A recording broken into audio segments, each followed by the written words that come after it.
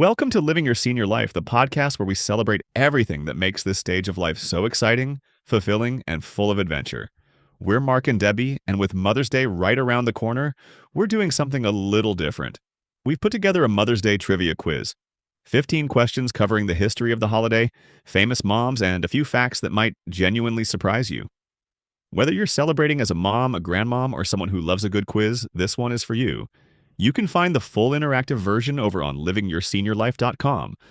Play it yourself, share it with your family group chat, or bring it to your Mother's Day brunch and see who scores the highest. So grab a cup of coffee, tea, or your water, get comfortable, and let's get started. Imagine you're holding this tiny, fragile little seed. Okay. You plant it carefully in a small pot on your windowsill. All right. You're just hoping for a nice, quiet little flower to bloom. Just a simple personal reminder of something beautiful. Exactly. Just something sweet. But when you wake up the next morning, that seed hasn't just bloomed. It has grown into this absolute towering beanstalk that has, it's shattered your window. Right. It's taken over your entire neighborhood, and somehow it's generated its own multi-billion-dollar corporate economy. Which is terrifying. And the original gardener, she spends the rest of her life desperately trying to chop that beanstalk down. It really is the ultimate story of an idea just entirely escaping the control of its creator. It is. So to you, our listener, welcome to today's deep dive. We are pulling from a really fascinating stack of source material today. It's actually a Mother's Day trivia challenge. Yeah, 15 questions, answers, fun facts. But, we're not going to just sit here and read you multiple choice questions. That's not what we do. No, we're treating this trivia quiz as raw data. Okay, let's unpack this. Tucked inside these 15 facts and figures is a shockingly rich history. We're going to use this data to really explore how a deeply personal tribute mutated into a staggering $34 billion retail behemoth. Yeah, it's a fascinating story because if we look at the data provided in the source, the first major trend that jumps right out is the lack of global consensus. Right. The United States, locks the holiday in on the second Sunday in May, but internationally, the date scatters all over the calendar. Which is so interesting, right? Because it feels so fixed to us. Exactly. And that lack of uniformity hints at a crucial underlying reality. This wasn't some ancient universal human tradition that just evolved naturally over centuries. No, not at all. It was a highly manufactured event. It took decades of very deliberate, intense campaigning to establish. And the architects of that campaign are, honestly, incredibly surprising. They really are. The trivia data highlights this woman named Julia Ward Howe as one of the earliest Americans to advocate for a dedicated Mother's Day. And that name actually stopped me in my tracks. Oh, because of her writing? Yes, because she is famous for writing the Battle Hymn of the Republic. Right. You penned this fiery, intense war anthem, literally a song about trampling out the vintage where the grapes of wrath are stored. It's intense. It's extremely intense. So how do we get from a marching anthem of the Civil War to, a holiday primarily associated with serving mom breakfast in bed? Well, you have to look at the historical mechanism behind Howe's shift. Because after witnessing the absolute carnage of the Civil War, Howe's advocacy was rooted in fierce pacifism. Oh, wow. Okay. Yeah. She didn't want a day for breakfast in bed. She actually wanted a Mother's Peace Day. A peace day. Right. And her logic was quite profound, I think. She argued that mothers are the only ones who truly understand the agonizing cost of creating and sustaining human life. Right, the sheer effort of it. Exactly. Therefore, they are the only ones with the moral authority to demand an end to war. That is so powerful. It really was. It was meant to be a rallying cry for women to unite across borders and refuse to send their sons to die in future conflicts. So it was a highly political activist movement. So the original intent was heavily defanged over time, wasn't it? Entirely. And it's not just a tonal shift. It's a complete neutralization of a movement. It's like taking a fierce revolutionary manifesto designed to stop wars, right? Yeah. And over a few generations, you just sand down all the sharp edges until it becomes a soft pastel greeting card. It completely loses its teeth. What's fascinating here is how that neutralization actually paved the way for the holiday's official founder in the United States. Anna Jarvis. Right, Anna Jarvis. Because Jarvis took that underlying intensity from Howe, but she narrowed the focus significantly. Okay, how so? Instead of a global pacifist movement, Jarvis wanted a deeply personal memorial. She was mourning her own mother, who had actually spent her life organizing women's work clubs to improve public health and lower infant mortality in Appalachia. Wow, so her mother was an activist too. Exactly. Now, the trivia notes that West Virginia was the first state to officially adopt the holiday. How did Jarvis actually pull that off? I mean, state legislatures don't just invent official holidays because one person asks nicely. No, they certainly don't. Right, there has to be a mechanism of persuasion there. There is, if you launch an absolutely relentless, overwhelming letter writing campaign. The sheer force of will. Pretty much. Yeah. Jarvis was a master of early 20th century networking. Following her mother's death in 1905, she started small. She organized a memorial service at a local church in 1908. Okay. But then she scaled up aggressively. She just bombarded politicians, businessmen, and clergy members with letters. Just constant pressure. Right. And she leveraged the emotional vulnerability of a nation that was still heavily grieving the collective losses of the Civil War. That makes a lot of sense. By framing the holiday around the universal sanctity of motherhood, she created a proposition that no politician could safely vote against. I mean, who's going to vote against mothers? Right, it's political suicide to vote against moms. Exactly. So West Virginia caved first in 1910, and the momentum just became unstoppable. And then by 1914, President Woodrow Wilson signs it into law as a national holiday. Right. Let's think about 1914 for a second, though. Hmm. Right on the brink of World War I, Wilson is looking at escalating global tensions, and he signs a bill honoring mothers. Yeah. That feels like a very calculated, easy political win, doesn't it? Like Yeah. a universally appealing sentiment, right when the country needed a unifying narrative. Oh, it was the perfect political tool, a universally safe emotional anchor. But this is exactly where Anna Jarvis loses control of the narrative. The beanstalk starts growing. Exactly. This is where the machinery of the holiday begins to operate entirely on its own. Which brings us to, honestly, the most staggering data point in the entire trivia challenge. I know exactly which one you're going to say. According to the National Retail Federation, Americans are projecting to spend $34 billion on Mother's Day gifts and celebrations in 2025. It's massive. Let me just repeat that for everyone listening. $34 billion with a B for one single Sunday in May. And the breakdown of that spending is what really tells the story of how the holiday was co-opted. Yeah. The source highlights the flowers top the gift list. They're purchased by 74% of shoppers. Right.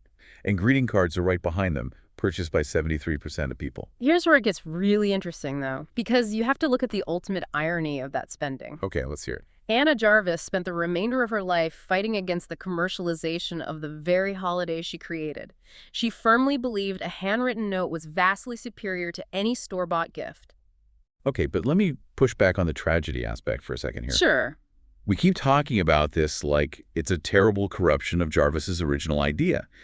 But if a society is willingly shelling out $34 billion to honor mothers, doesn't that prove how deeply we value them? I see what you're saying. Right. Yeah. I mean, we are literally putting our money where our mouth is. We're fueling entire sectors of the economy just to say thank you. Like a well-meaning inventor who builds a beautiful machine, and yeah, it gets monetized by corporations, but it's still doing the job. Why is that considered a failure of the holiday? Well, it's a failure based on Jarvis's specific definition of emotional labor. Okay, tell me more about that. To Jarvis, the value of the tribute was intrinsically tied to the personal effort it took to produce it. She believed that a handwritten letter, sitting down, reflecting on your specific relationship, and putting your own unique feelings into words, was the only genuine way to observe the day. So it's about the time and the thought, not the cash. Right. When you look at the $34 billion, you are seeing the classic tension between macroeconomics and micro-intentions. So when the retail sector steps in, they offered a highly convenient bypass. Greeting card companies recognized a massive, scalable psychological need. which is what? Well, human beings often struggle to articulate profound feelings of love, gratitude, or complex family dynamics. We feel the weight of it, but we don't necessarily have the vocabulary to express it perfectly. Yeah, writing a heartfelt letter is actually really hard. Exactly. So the retail industry stepped in and essentially said, don't worry, we hired a professional to write the sentiment for you. Just buy this piece of folded paper and sign your name at the bottom. Wow. They didn't just offer a product, they standardized the language of love. We essentially outsourced the emotional labor. We swapped out the difficulty of staring at a blank page and writing a heartfelt letter for the financial transaction of buying a card and a bouquet. We started quantifying our appreciation. It becomes this unspoken equation, right? Like, I spent $100 on this custom floral arrangement, therefore I love you $100 worth. And that quantification is the exact mechanism that broke Anna Jarvis's heart. She spent her final years fiercely protesting the commercialization of her own creation. Wait, didn't she actually get arrested? She did. She got arrested for disturbing the peace at a convention of florists. That is amazing. She hated that florists weaponized the carnation, which was the flower she originally chose to symbolize the day, by jacking up the prices exponentially every May. It is an incredible historical irony. The creator goes to war against the very beast she summoned, but the beast is fully institutionalized by that point. The infrastructure is just too big to be dismantled. And that infrastructure dictates our behavior today, right down to where we eat. Which brings us to a major piece of myth-busting from the Trivia Challenge. Oh, yes, the dining data. It completely upends our cultural assumptions about how families want to celebrate. Yeah, there is this pervasive, really romanticized idea that families want to spend a quiet Sunday at home cooking a big meal for mom to save time and keep things intimate. Right, the breakfast in bed trope. Exactly. But the trivia data shows the exact opposite. Mother's Day is definitively one of the busiest dining out days of the entire year. We absolutely do not want to cook at home. And if you analyze the underlying logic of the holiday, the restaurant data actually makes perfect sense. How so? Because the primary goal of the modern celebration is to relieve the mother figure of her usual household burdens. Right. If you cook a massive meal at home, even if she isn't the one cooking, the chaos of the kitchen, the noise, and the inevitable mess, they all remain in her environment. Oh, I see. She still has to look at the dirty dishes. Exactly. The mental load of managing the household doesn't go away. Going out to a restaurant outsources all of that friction to the service industry. It removes the evidence of the labor entirely. We are outsourcing again. Yes, we are. First, we outsourced the emotional labor to the greeting card companies, and now we are outsourcing the physical labor to the restaurant industry. It's a very efficient system. It's a brilliant, albeit expensive, system we've designed to artificially create a perfect day of rest. And the traditions we lean on to navigate this highly structured day are heavily visual. Take the carnation, which we mentioned Jarvis originally selected. Yeah, what's the story with the colors? The source data notes a very specific, enduring tradition, wearing a red or pink carnation for a living mother and a white carnation to honor a mother who has passed away. I've always thought that is a remarkably poignant use of symbolism. It really is. It's a simple, physical object communicating a highly complex, internal emotional state.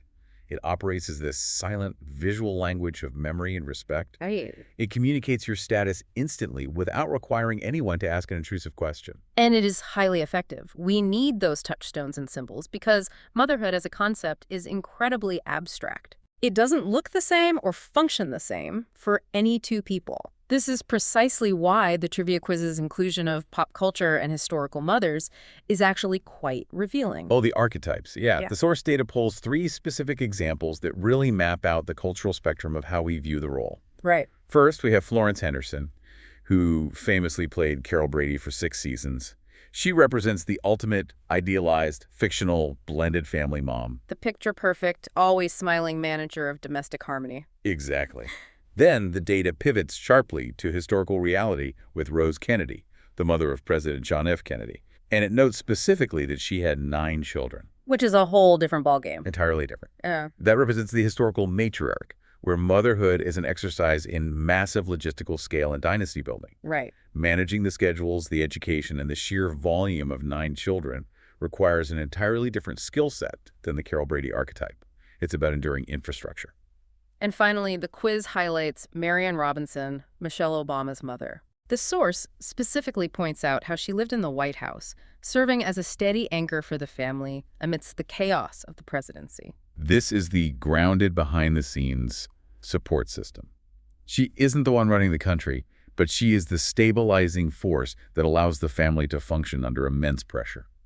What connects these 3 disparate figures, the fictional ideal, the logistical matriarch, and the grounding anchor, is that they serve as cultural shorthand. Right. Because the actual job of a mother is so vast and undefinable, society uses these recognizable archetypes to outline the expectations and the weight of the role. That makes sense. When people are standing in the aisle buying those 73% of greeting cards, they are essentially trying to match their own mother's specific style of influence to these pre-written, culturally accepted sentiments. Okay, so what does this all mean? Let's unpack where this leaves us. We have painted a picture of a massive, loud, multi-billion-dollar echo chamber. We have packed restaurants across the country. We have skyrocketing floral prices, culturally mandated television archetypes, and an entire retail sector built on quantifying our love. That's a lot. It is. But tucked at the very end of the source material is a fascinating pivot. Right, the alternative gifts. Yes. The author suggests gift ideas that pull us aggressively away from that $34 billion retail frenzy and back into the quiet intimacy. It's a deliberate shift that strips away the performative, public aspects of the holiday. The data suggests things like planting a potted herb garden together, or buying a cozy throw blanket and a tea set for unwinding, or, my personal favorite, sitting down to complete a 500 to 1,000 piece jigsaw puzzle. Which is very quiet. The author even mentions simply printing out upcoming crossword or word search puzzles. The contrast is just staggering. You have the sheer noise and expense of a crowded restaurant brunch on one side, and the absolute silence of sitting at a kitchen table placing a puzzle piece on the other.